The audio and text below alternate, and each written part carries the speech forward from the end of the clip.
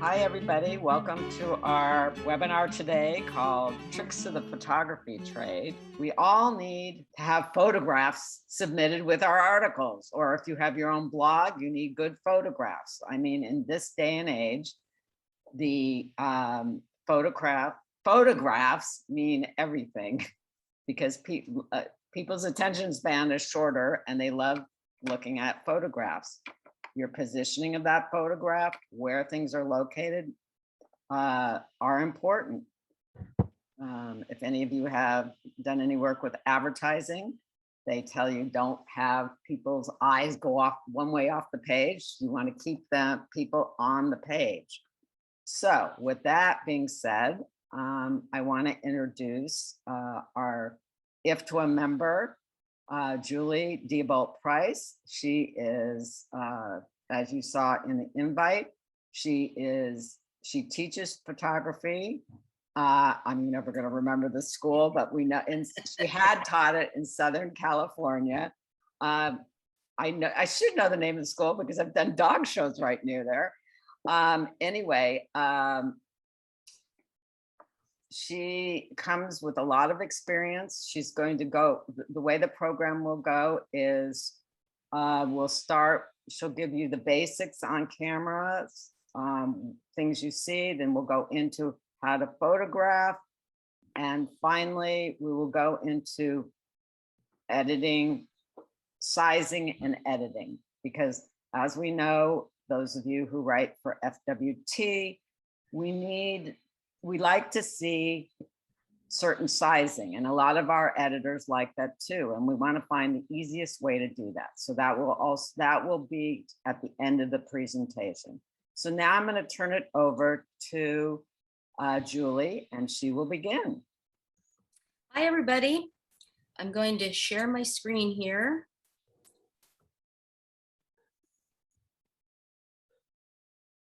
And I will fix it so you can see it.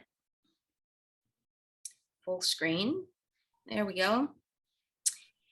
So I've prepared this Tricks of Photography Trade exclusively for IFTWA. And you're going to learn today that good photography is more than just a shot in the dark. A discussion of photography usually has to include technical stuff. And I'm going to talk about the tripod of photography. And we know that a tripod has 3 legs. Well, my tripod has 3.5 legs, and you'll learn why. So first of all, if you can master the tripod of photography, then you can master all the skills, because it includes ISO, and here's my half leg, white balance, aperture, and shutter speed. And I'm going to go into a little bit of detail here, but not enough to put you to sleep. So ISO is like our film speed. I think everybody here is probably old enough to have shot at some point in their career with film. And ISO is exactly the same thing. But I think the best part of digital photography is that you can change your ISO from shot to shot. If you recall, we would buy rolls of 12, 24, and 36 rolls of film, and we had to shoot at that same ISO for that number of pictures. Well, now we can change the ISO from shot to shot, and I really think this is the best part of it. My broad brush strokes for the sensitivity, I'm talking about the sensitivity for your camera that ISO creates. Low sensitivity is anything up to 160. Average sensitivity is 200 to 640, and above 800, it's highly sensitive. And if you recall with film, the higher the ISO, the more grain we used to get. Well, it's exactly the same thing. I don't know why they couldn't fix it in digital photography, but the higher the ISO, the more pixelation, the more noise we get. So you as the artist have to decide Am I going to shoot with a high ISO just so I can get the shot? Am I going to figure out a different technique? Am I going to put it on a tripod so I don't have camera shake? Am I going to use a flash? You as the artist get to decide that. But sometimes you may need 102,400 ISO just to get the shot. You may or may not use it, but you may be the only photographer with an image like that, and then it will be of great benefit to you. There are techniques to reduce the pixelation in a picture. And I'm not going to go into that too much, but it's luminance. And what I find when I add luminance to an image, it loses the clarity, if you will. So there are ways to treat it. White balance presets. Most of the cameras today have this. You use the presets when you are in a particular lighting situation. And it's the light that's falling on your subject, not necessarily the light that you're in. So if it's cloudy falling on your subject, then you might want to use these presets. These presets are effective on JPEG images. They have no effect on RAW. So if you're shooting RAW, you really don't have to worry about this too much. You may want to use a custom white balance or Kelvin. Again, that's for another presentation. But these white balance presets are designed to help you shoot effectively in a given lighting situation. Aperture, every one of our lenses, even on our iPhones, we have an aperture. This is a wide open aperture in picture number 1. And same lens, this is a closed or narrow aperture. And you can see the blades here. So open and closed. A wide open aperture will give you a shallow depth of field, which means your subject is in focus. That's why focus is critical here. It's blurry behind the subject and in front of the subject.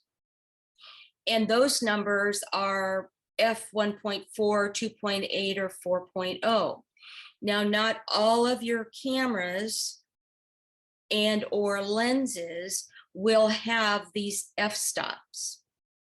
The more you pay for the lens, the faster the lens, the wider the f-stop you get. An average aperture is 5.6 and f8. A narrow opening gives you a deep depth of field, and those numbers are 11, 16, 22, and 32. My feeling when I'm photographing something, if I'm doing a landscape, I want everything in focus from near to far. I'm going to use f11 or higher.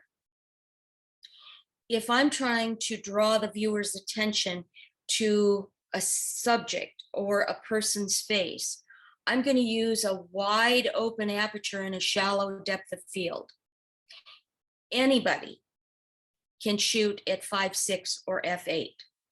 That will give you an average picture. But your goal as a photographer is to create the focal point for the viewer to look at. And you want to eliminate a distracting background. You do that with a shallow depth of field. Keep in mind that if you have color in the background, the color is still going to show up. So while you're blurring out the background, also look at the color, because that could be a distraction, whether it's in focus or not. So with aperture, you control the depth of field. And this picture has a deep depth of field. You can see the flowers in the foreground, the middle ground, the background, everything is sharp. That is a deep depth of field.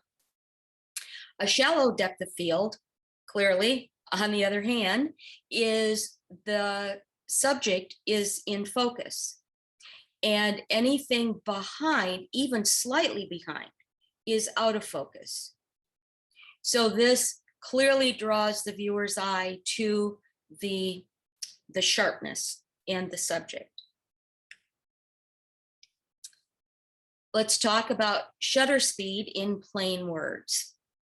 Shutter speed is the time that your shutter is open, and this is how you control the action. With a long shutter speed, you show motion in the picture. With a short shutter speed, you stop the action. So when you're in shutter priority, if you see 30 with a quotes mark or a 0.6 with a quotes mark, the quotes mark means seconds. And that's a slow shutter speed, and you will absolutely need a tripod for that. If you have a slow shutter, a steady hand, and use your image stabilizer or your vibration reduction, which you'll want to do, 1/25 of a second to 1/50th of a second, you can hand hold. An average shutter speed is a 60th to 1/160th. And anything faster than that is considered fast, which means your shutter is open a very short time. Sports photographers start at 1/640th of a second, and they go faster than that. So, on Canon, TV is your shutter priority. S on the Nikon is shutter priority. Here is an example. On the left is a fast shutter speed. You can, I don't want to say you can see the water droplets, you can in certain areas here, but same composition, same everything. You see the log here is sharply in focus. This rock with all the moss on it is sharply in focus. The only thing that's moving through here is the water. And so a long shutter speed allows that motion to be recorded. Now you'll also notice in the background is lighter. That's because your shutter is open longer to get this motion, but being open longer, it actually lets more light in too, because the time allows more light to come in. So I will be sending or giving you this presentation. You could certainly print it all out if you want. It'll be in a PDF format, but it is heavy on color, and you might want to just print out this page, cut it out, and laminate it and keep it in your camera bag if you have any question about what I just went over. So this is the tripod of photography laying on its side, and we start out with ISO. So we have a low ISO, which makes the pictures crisp with no noise. The higher the ISO, you see, the more pixelation there is. As far as the shutter speed, this shows you that a short shutter speed will stop the action. But as you move to the right on this diagram, longer and longer shutter speeds show that you will get motion. Your subject will show motion. On the aperture, you can see the small apertures will make your picture sharp from near to far. Good for landscape shots. But the wider the opening, the blurrier the background and the foreground. So it's really important when you're working on a shallow depth of field that your subject truly is in focus. So you really want to make sure that your subject is in focus. Okay. We will stop for questions at various points during the presentation, but we'll just go on now. We do have, the only question I told everybody is that they will get a copy of the presentation. So we had no questions at this point. Okay, good. And everybody's still awake. Okay. All right. So now we're going to get to more interesting stuff. and we're going to get more wow. And we're going to talk about the art of composition and how to get great pictures every time. Robert Capa was a war photographer, very famous. And he said, if your photographs aren't good enough, you're not close enough. And he actually got pretty close to the action and actually was killed. But what I take away from what he said, and I tell all of my students, fill the frame. It's a natural tendency when we're just starting out as photographers to fill the frame. We don't need everything that we think we have to see in the background. If you fill the frame, your pictures will be more dynamic. They'll be more powerful. So fill the frame. Another one of my favorite photographers is Henri Cartier-Bresson. And he was a photojournalist and did spontaneous photography. I think he's still alive, as a matter of fact, but he coined the decisive moment. So if you look at this picture here, he captured the image precisely when both feet were off the ground, and he captured the reflection, and it was the decisive moment. Now, who knows if he took 10 pictures to get this shot? Maybe he did, maybe he didn't. But you have to anticipate and be ready to capture these shots. So your camera can't be hanging off your shoulder down at your waist. If you're serious about your photography, you've got to be ready for it. I know Belle, who is here today, had to be ready to photograph her bees when the beekeeper took the lid off wherever the bees were. So she was ready for that shot. And this is my challenge. I like this the best. Seeing something, recording it, waiting for the decisive moment, and then capturing it. So you've probably all heard about the rule of thirds in our composition, and this is probably the most important thing to remember. It's like tic-tac-toe on your on the image, looking through the viewfinder. I know in our iPhones we can turn the grid on, so if you think that might be a good tool for you, go into the settings and turn the grid on. We typically shoot and put our subject smack dab in the middle. A couple reasons for that. Some cameras have a circle and have a bullseye there. Well, that is the sharpest part of the lens, but it can be very boring. So to have a more interesting composition, place your subject where these lines intersect. This is the horizontal version, this is the vertical version. When you place your subjects there, it immediately makes the picture more interesting. If you can place your subject in a corner, that makes it even more powerful. And with the focusing points, as you're looking through the viewfinder, it kind of helps you. They have top and bottom side. I don't know if they have corners, but you know, I've been a photographer for so long that it's second nature to me. I don't have to consciously do this. I have that grid embedded in my brain. So as photographer, well, photography is a two-dimensional art. It's vertical and horizontal. But we as artists have to make it three-dimensional. And that means we have to have a foreground, a middle ground, and a background. Now in this picture, I have a foreground and a background.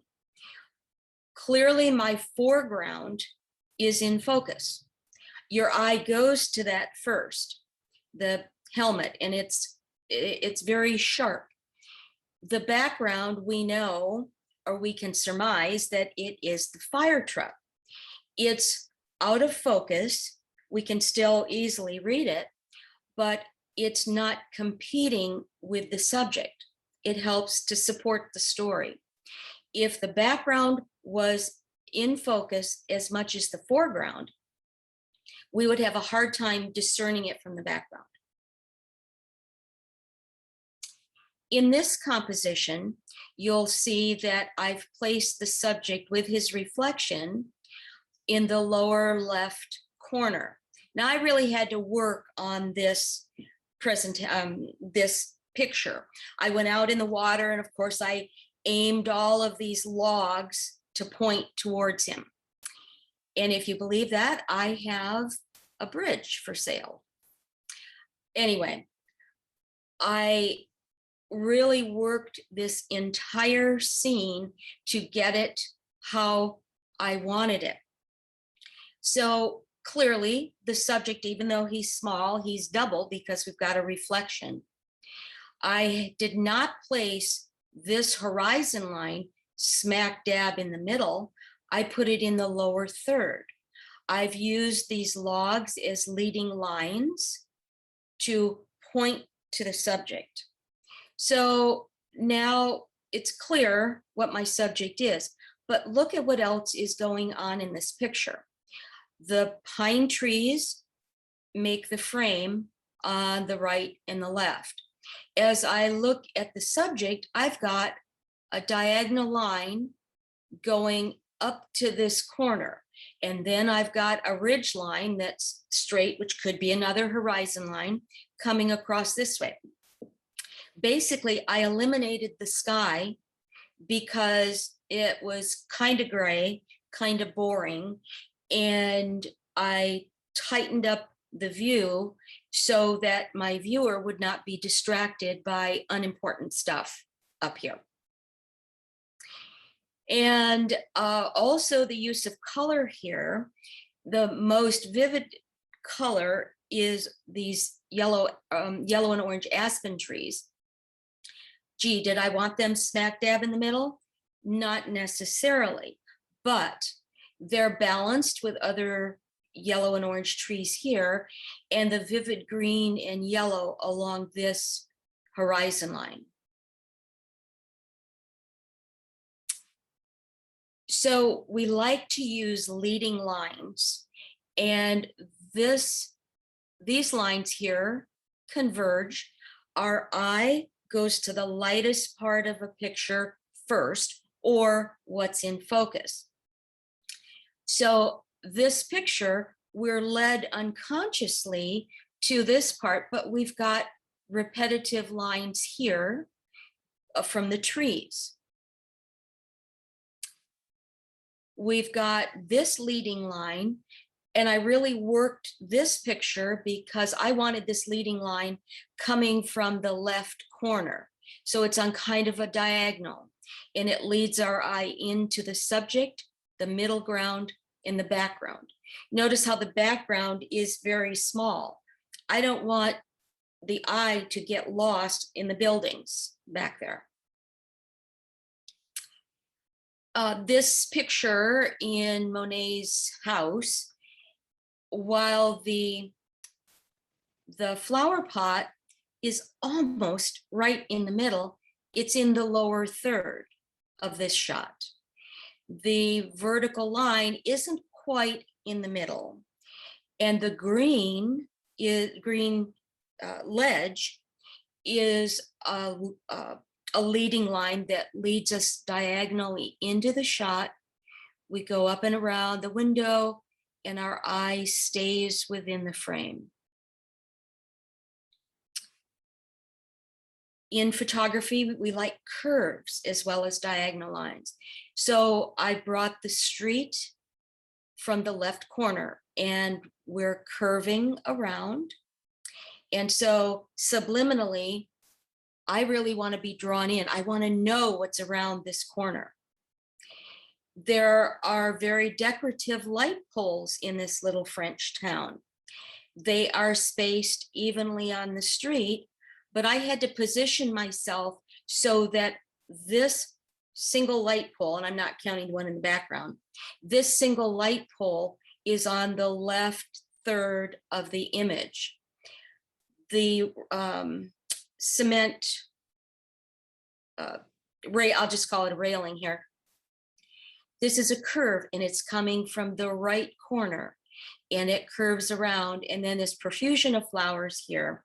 So it all tells the story. So there's lots of composition work done with this in this image.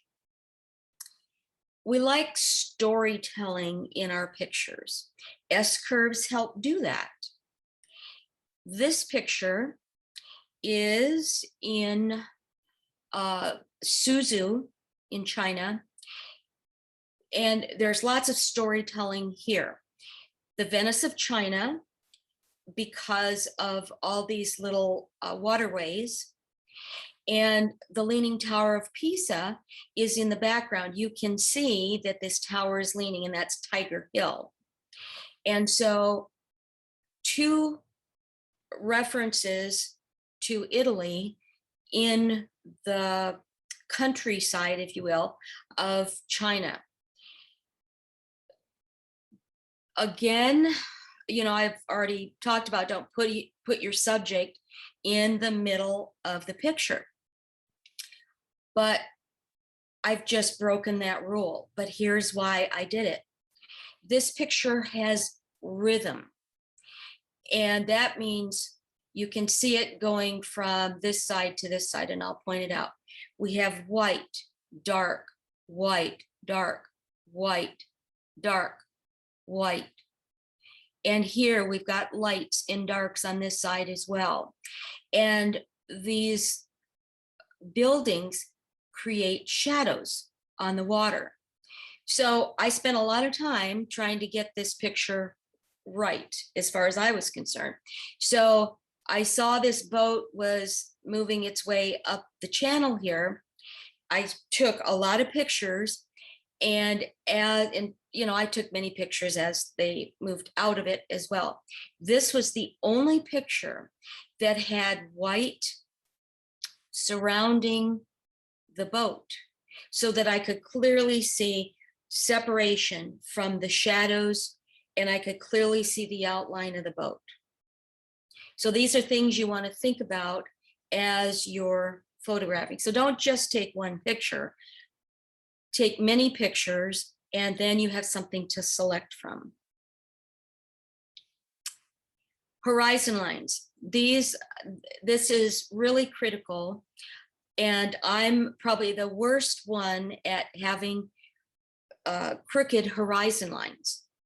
And these are things you have to see either before you shoot or after you shoot. And horizon lines intersecting heads. So this horizon line, I mean, could I have aligned it any better cutting through her head? No. And so I was thinking about many other things as I was photographing this. And of course, I reviewed the picture and I saw where the horizon line was. So I reshot, I recomposed and reshot. And the second picture, the horizon line was not straight.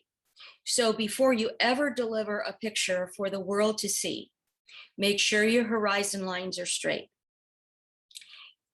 If you look closely at this picture, I made sure the horizon line didn't cut her through the head. But look at the waves. I still have exactly the same problem. The wave is now cutting her right through the head, where I was able to avoid it here. It's not as remarkable here, but still, because I'm very conscious about those things, I would try to reshoot. But I am very short, and I was already as tall as I could get standing on the beach here. So I just bring that to your attention, because sometimes you are limited to what you can really accomplish. But what I could have accomplished better here is I could have gotten much lower and have her framed by the blue sky. So, you know, it seems like there's always a solution. You just have to think about it and be open and know that there are other solutions. typically in photography, now, again, you can break these rules, but you want to leave nose room for your subject to move out of the picture or to be looking out of the picture. With this bike, an inanimate object, but you'll notice I cropped fairly close to the back wheel, but now somebody could come up to this bike, pick it up and roll out of the picture. So it gives you a sense of space, so that an ease for your subject to have room around the nose, whether it's static or moving. So now we're going to talk about zooming, because zooming can be a large problem in a couple of ways, or it can be just a small issue that you have to deal with. The thing to remember is to zoom with your 2 feet and not your 2 fingers. And I'm talking specifically for an iPhone and a compact camera. So let's see here. I don't know how many people have iPhones, and I cannot speak to about an Android because I've never used one and don't know if they have the same features. But I am lucky to have an iPhone with 3 cameras. So if you don't know how to use them, I urge you to run, don't walk, past go, don't collect $200, learn how to use your 3 cameras. You will have sharper images, and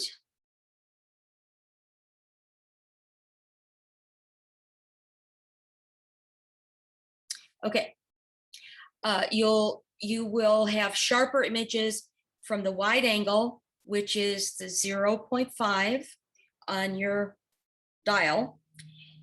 You will have your normal view and see everything is still sharp and crisp. And then you'll have your telephoto, and everything remains sharp and crisp by using those 3 cameras. Let me go to the next slide. So the effect of using a digital zoom is reduced resolution. So here is a picture of the river, and you can see it's pretty sharp, even the rocks over here. Now, I'm not going to walk across the river to get a sharper picture of these rocks, but I zoomed in, and I can go 12 times zoom on my iPhone.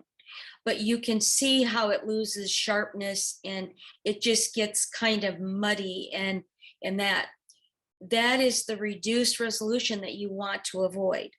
So if you have a shot like this on the left, and you can't walk across the water or any obstacle between you and your shot, shoot it at full resolution at 1.0 or 2.5 if you have the 3 cameras, and then crop in the sharp part.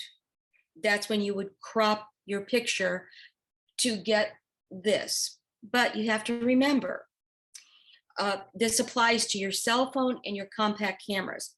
So the compact cameras, if you can zoom out to 500 times, some of the cameras do that. Look in the settings and make sure that it's not all digital zoom. Look for the optical zoom and turn off your digital zoom, because those pictures are a waste anyway. And I don't know why the manufacturers couldn't fix that in digital photography, but only shoot with your optical zoom. That will give you the sharpest images. So yeah, turn off the digital zoom. You will have additional loss of resolution if you capture and then crop, because you're cropping out information when you actually crop. So when you crop, or when you change the send size.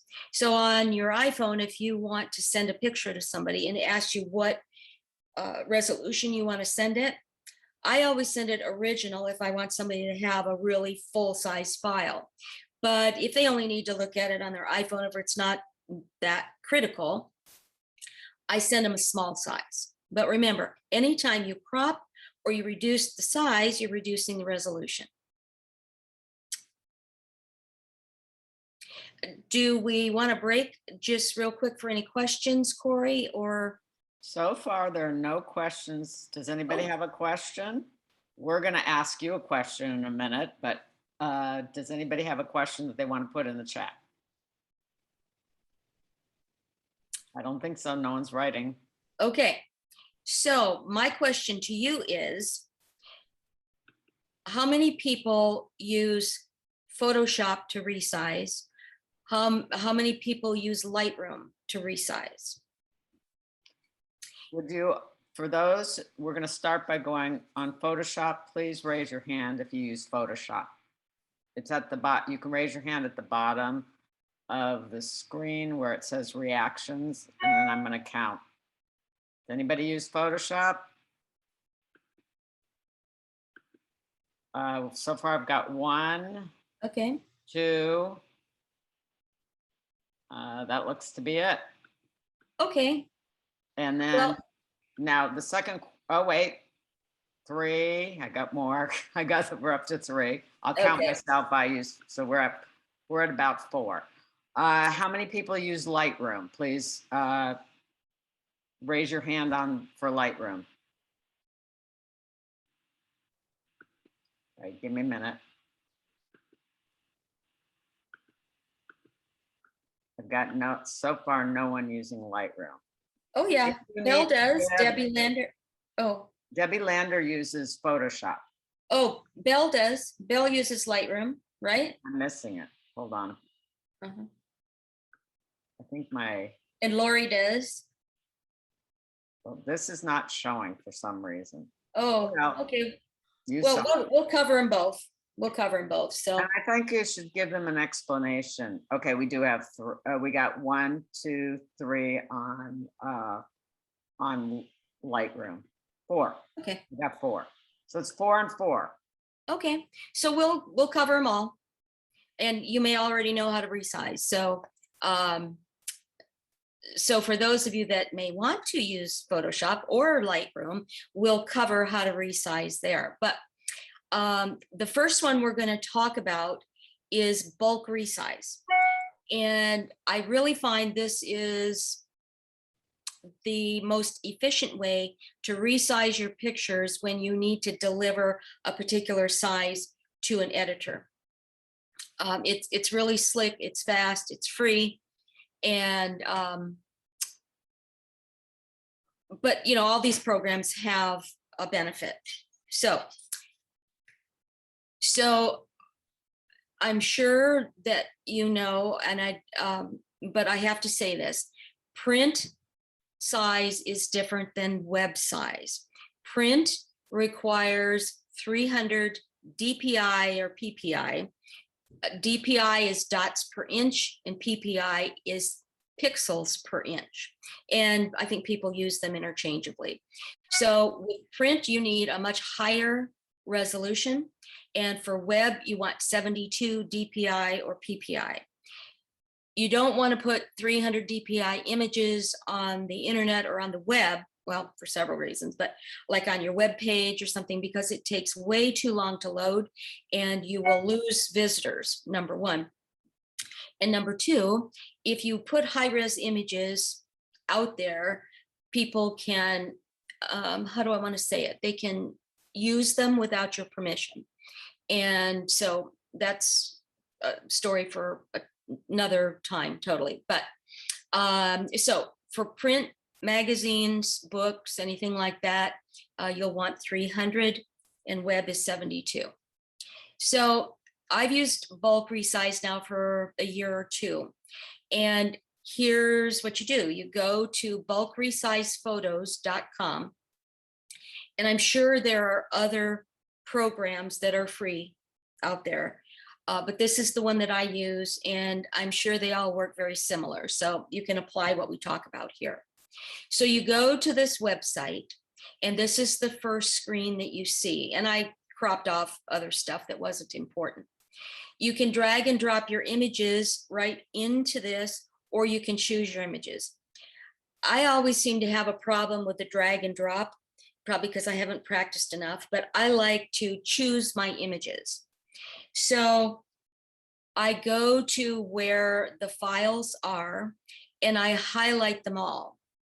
And this, you can see choose files to upload. And this is a window, actually a screenshot from bulk resize. And so I've got them all selected. You can see the sizes here, and I'm going to select upload. Now you can see they're vastly different. I have 23 megabytes, 31, 4.7. So I've got a wide range of sizes, but I know that every single one of those files is going to come out, be produced exactly the size that I request. And this is the next screen. This is file size. And some of my editors want the files by file size. And I will show you by image dimensions, because FWT requires by dimension. So I'll show you this size first. And this is a little slider bar. And I will tell you that the program kind of breaks, and I have to revisit it if I go to 500K too quickly. But in my opinion, I like a file size at 500K because it shows well on the internet. If it's less than that, and your editors, give them what they want. But I think 150 is too low, that the quality isn't there, and I want good looking pictures on anything I deliver. But again, it's up to the editor. So I get it to 500K.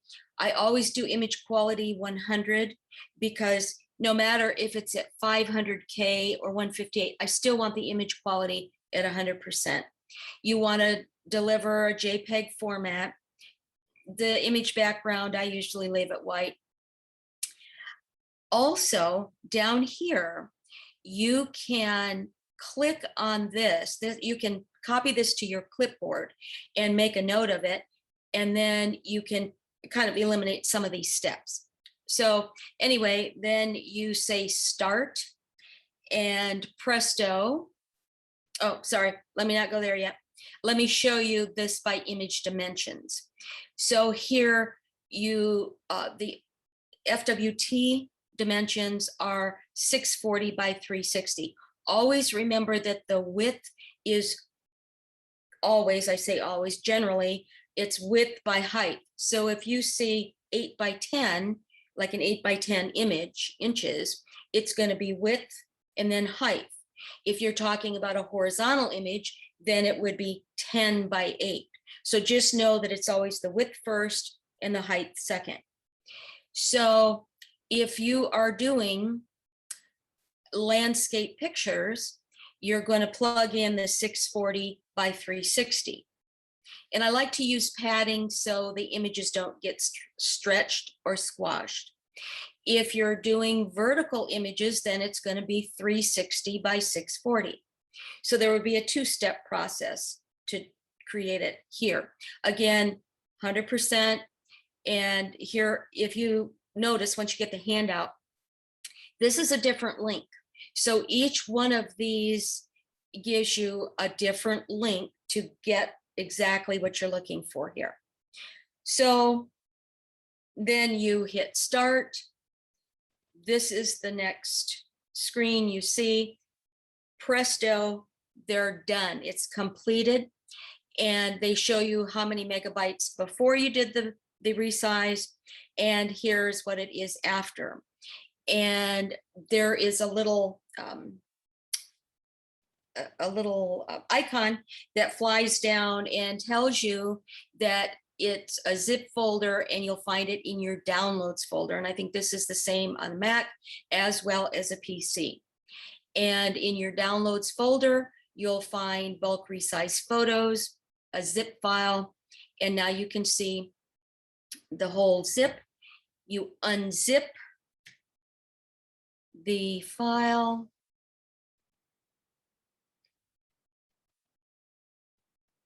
There we go. You unzip it and store it on your hard drive or your external drive. That is another entire presentation also. But now you've got all these pictures unzipped on your hard drive. So let's talk about Lightroom. Here is Lightroom before the crop, and you'll notice on this picture, oh, and it might be difficult for you to see this. You will have full-size images in the handout. So I'll try to make sure that you see where my pointer is to what I'm talking about. So this image, the first thing I did was I checked to see if the horizon line was straight. It wasn't. You can see my first crop to straighten the horizon line. You'll notice the grid. You can change these grids in Lightroom, but you know, the rule of thirds really is the easiest because we are taught and we see in rule of thirds. That's what I do when I'm photographing. So then you go into the crop tool, and we want to keep it as the original, which means it will be proportional to how you shot it in your camera. So I drew down the corners, and this is the proportional crop, even though I've moved the crop around. The unlocked crop, on the other hand, I hope you can see this. It's now a custom crop, and the padlock is unlocked. That means you can draw it in from the side, the top, the bottom, the sides, the diagonals, and it will be loose. You can create the crop that you want. In this picture, I had a boring, uncloudy sky in San Francisco, which I know is unusual. But I have all of this wave from the boat that is much more interesting than the empty sky. So in this picture, I undid the padlock, I pulled down the top, and now I've put my horizon line on this top 1/3 line. So when we export, there's a lot of export options here, but you can, oh, one thing I wanted to mention, sorry, let me go back up. In this aspect ratio, oh, let's see if I can show you back up here. Yes, back up here. You can crop specific dimensions with the presets here.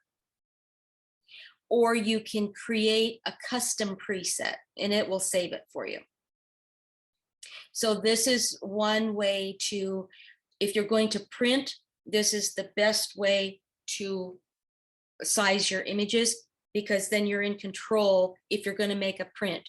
If you're not printing, then you can make the image any size you want, keeping in mind that you have to deliver to the editor the size that they request. Okay, so back here to the export, we can do file. I'm going to draw your attention to the file settings here.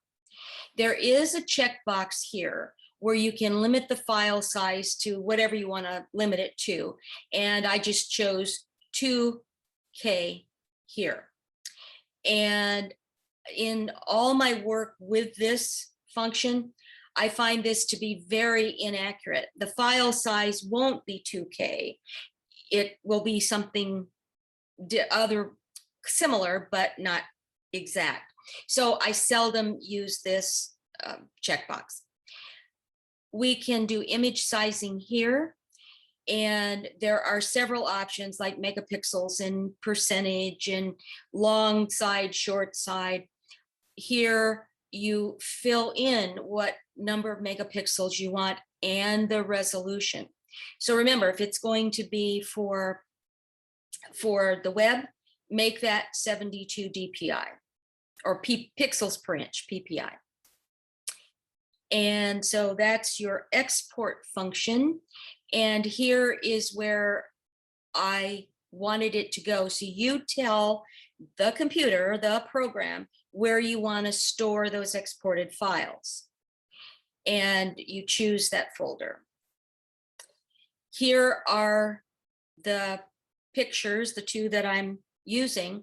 This is the first one. You can see here's the file size, 19.7 megabytes as a .png format. The exported file is 1.7 megabytes. So when I actually did this, I wasn't concerned about meeting a specific size. This is the file that I would use in bulk resize. I would put a copy of this into the folder with the article images. When I'm ready to deliver, I run it through bulk resize, rename them according to the specifications, and then I have it all there. But I have my high-res files here. And so this is the final picture for this presentation. It's not as enhanced as I would normally make it for my own, but this was just for discussion's sake. So now we'll talk about Photoshop. And your crop options are with the crop tool over here on the left. And then again, you have the same options that you do in Lightroom, because Adobe makes Lightroom and Photoshop. And as a matter of fact, Lightroom, the full name of Lightroom is Adobe Photoshop Lightroom, because they're meant to play well together. So similar here. So if you only use Photoshop and need to resize, you probably already know this, but it's under the crop tool. And what I like about it here is that you've got these little grids, and it's much easier to line things up than the 1/3 quadrants. And in the under image, you go to image size. And in image size, this is where you set your parameters. You can see the original image size here and the dimensions. And as you work through here, you have the option inches, pixels, and other measurements. The only thing I ever use is inches and pixels. And again, the resolution here is pixels per inch. I always do a resample. I leave that automatic. So you can exactly see what you're resizing to. And oh, here we've got percent, pixels, inches, centimeters, millimeters. Again, I just use inches and pixels. If you are working in Photoshop, you should be working in layers. And so when you're done resizing, you want to flatten your image and save as. So here's the save as command, because you really don't want to lose all your layers. You want to save it as a flattened JPEG. And this is where you put it. You change it to a JPEG here. Color profiles are totally another lesson, but you can clearly see where this file is going. And you do a save as JPEG. Again, you get another window with your JPEG options. This is kind of like when we're using bulk resize. You always set the quality at 100%. You don't want to lose quality if you're sizing to 72 DPI or PPI. You don't want to lose quality here, so keep this at maximum. I've never found any reason not to have it full size.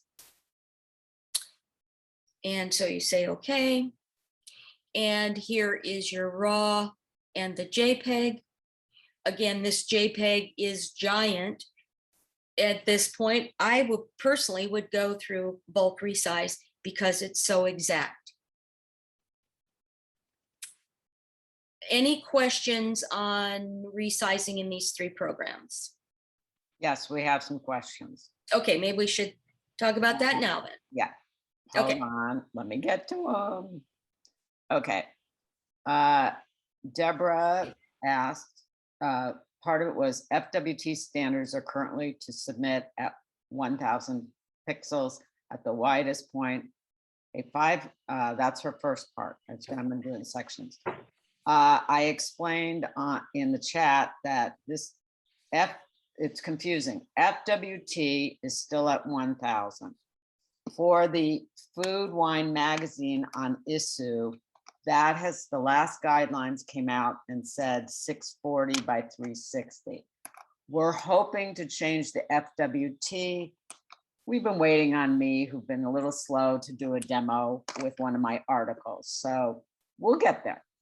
Are they both going to be the same? I then? don't know. Well, I know we're going to be 640. I don't know if there'll be it'll matter on the height. So you just size it down to 640. Okay. Is what because that was what was recommended by our web designer. Then Deborah asks, a 500K is still very large. What about optimizing the image for the web, which makes the image very small, usually under 100K? Deborah says she uses Photoshop to do this under Save for the web.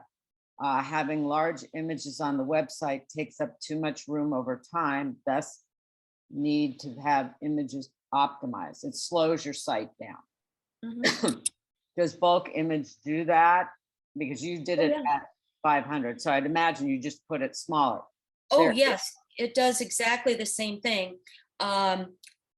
You can make them smaller, like from 100. Yeah, just go on bulk resize and you'll see that slider goes. I prefer my images at 500K, but yes, you can make that slider more or less. So that will truly work. Also remember that some websites, like if I wrote for a publisher, delivered in this last month, they actually wanted the higher resolution files because they have an optimizing program on their website that automatically sizes them. So I sized them for what I thought was their delivery, and they wanted higher res because the program that they have on their website optimizes. So that would be something to ask the editor. I think just using FWT, we do have that. We do have that on ours, but it's still, I find even for my own website, it needs to be a little smaller. I use something I'm looking at. I use Image Optim. After I've sized down my picture, I throw it into Image Optim and it brings it down even more. So, and then I put them on my website. Okay, would you put that in the chat, Corey, so that we have a record of that? I'm doing it right now. Image, hold on, I got to look at it again. Okay, I don't have the website at the moment, but it's easy to download and it sits in my doc. Okay. Oops, I'm spelling it wrong. Okay, then we have a couple more questions. So hold on, let me just make sure I got this right. All right, got that for you guys. Let me go to the next questions. Okay. Sharon asks, is it possible to rename the photos in the bulk resize option? No? No, it will just resize them based on the names that you upload them on. And I actually manually rename the files when I'm ready to produce or, deliver them. Because, if I'm using those pictures for another publication, the caption might be different. So it does not, if you rename them before you do bulk upload, it'll keep those names. But it's whatever the file name going up is the same file name coming down. Okay. Okay. Deborah says she's not sure we have the smush uh, optimizer on our site. I think Adam told me we did, but I'll check with Adam and we'll get the correct Okay. answer. Any other questions? Then someone else has said, she said it's easier for me to just do it in Photoshop as I use. That was it in questions. Okay. Use whatever tool you're comfortable with, and it gets you allows you to deliver what you need. So work it, baby, work it. Photograph every scene, horizontal, vertical, and square. So I realized as I was preparing for this presentation, I was going to tell you, how I composed the picture vertically in the top square, so I can crop it from a vertical shot. Well, my iPhone can shoot square crop. And because I'm now in the habit of shooting everything horizontal, vertical, and square, that's now part of my repertoire. So we frequently need horizontal pictures for online articles. Those show best on mobile devices. For magazine covers, you absolutely want vertical images. And for Instagram, you need a square crop. You don't have to have one, but oh my gosh, it's easier.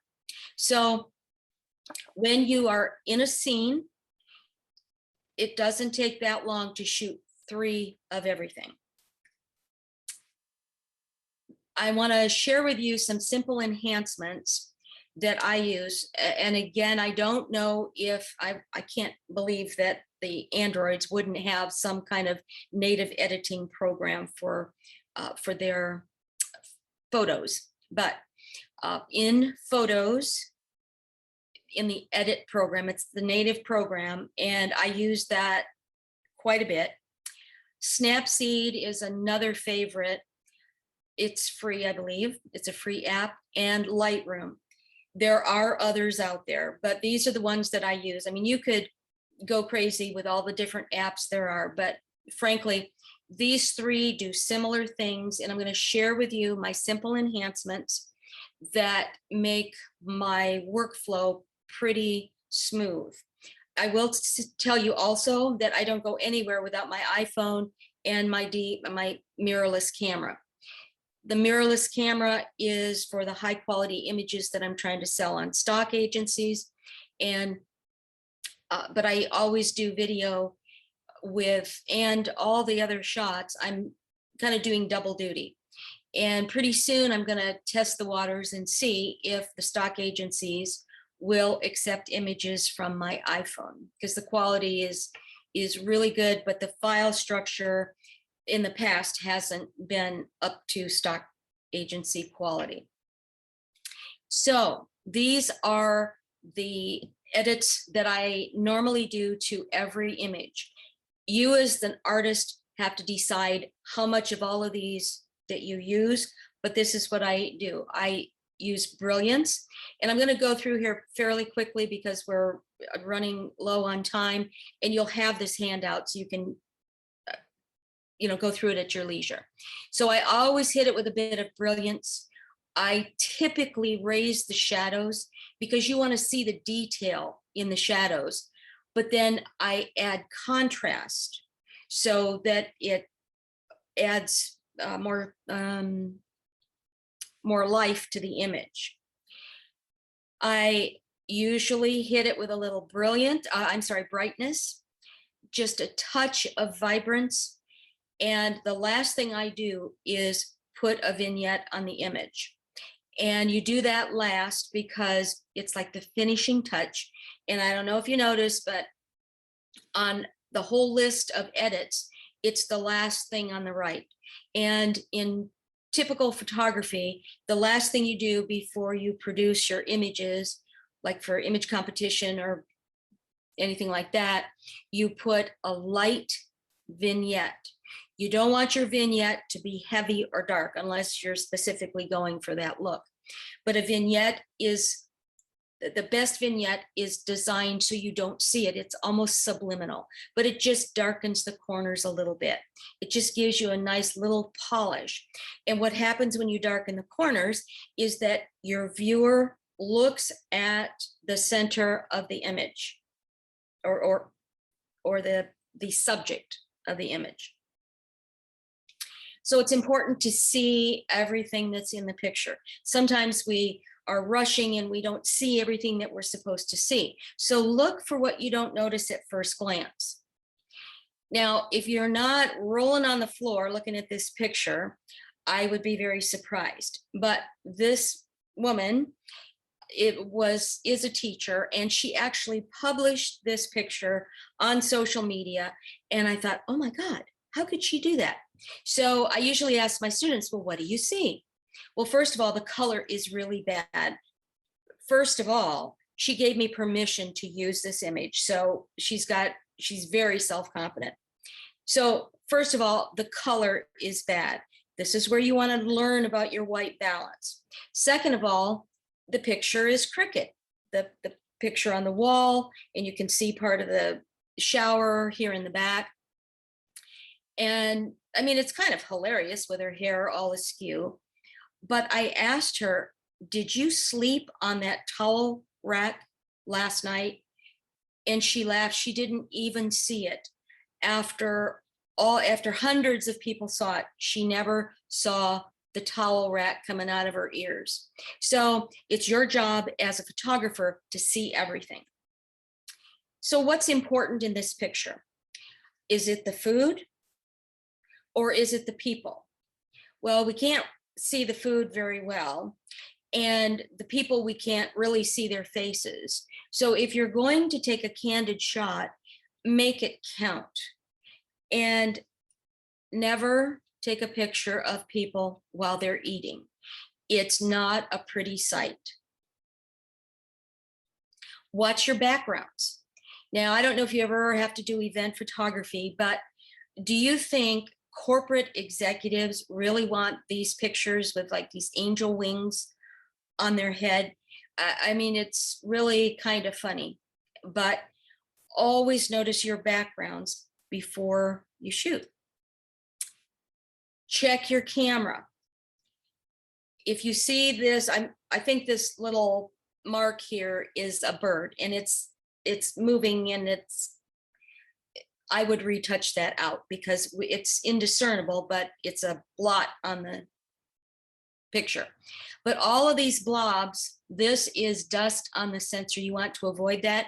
You get that with interchangeable lenses. So you want to make sure that you're not changing lenses in the wind or in a dusty place. If you see white instead of these dark blobs, that's dust on the lens. So make sure that you're cleaning, make sure that you're cleaning the camera lenses on the iPhone, or make sure your lens is clean on your camera. You want to avoid dust on the sensor. There's a special way to clean that. There is a digital workflow, again, for another presentation, but you need to keep track of your pictures. You need to keep track of the originals, the ones that you've worked on, the ones that you've delivered. You set it up so it's kind of seamless and you never lose a picture, almost never. So now you know that good photography is more than just a shot in the dark.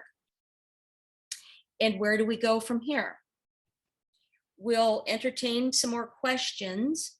We do have a few more. Okay, And but I've already announced Corey, the- let me finish, Corey. Okay. So the last slide here is how you can reach me, and we can talk about photography to your heart's content. Okay. Okay, let me go back and find them. And I told everybody everybody's fine if we go over. Okay. Okay, so Deborah's asking which iPhone has the 3 cameras. She has an iPhone X. Oh, it's the 12 Pro. Well, sorry, the 11, because those are the pictures that I showed in the presentation. That's the 11 Pro Max. I now have the 12 Pro Max. And with the 12 Pro Max, you can shoot in RAW, which makes incredibly large file sizes. So you have to now manage all of that on your iPhone.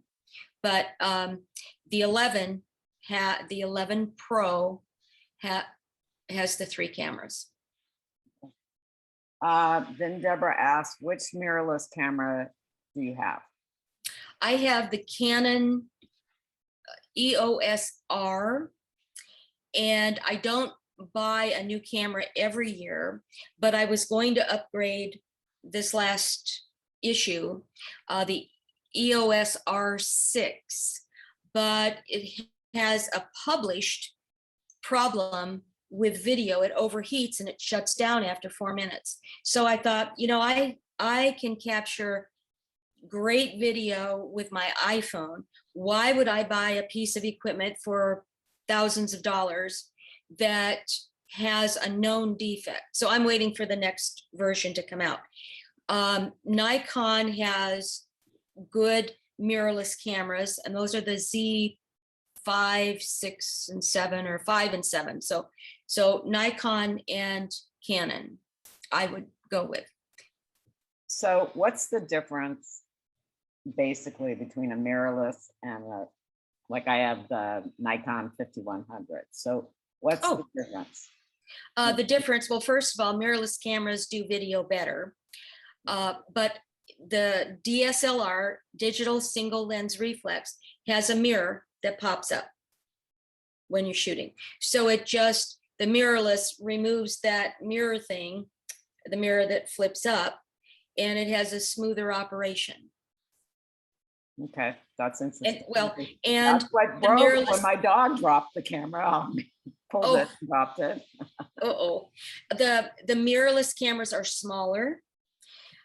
You can get an adapter both for Nikon and for Canon to use your older lenses, but and you know, I did that. I have lenses that still work on it, but with this adapter that makes it a little bit longer. But I did get the newer lenses, and frankly, I think the technology is going to mirrorless because now they're making more lenses and they're really beefing those up and really putting a lot of investment into the mirrorless cameras. Great. So just wanted to share that all. And I want to thank Julie so much. This was, I think everybody, I heard some comments in here. I think everybody was really pleased with this webinar. And we may want class 102 next time. Yeah. Well, there's so much I didn't cover that it's really, this is a really vast craft, and there's always something new to learn and talk about. So okay, well, I want to thank everybody for joining us, and I hope everybody enjoyed the webinar. So we'll see you at the next one or around Facebook. Thanks. Bye-bye.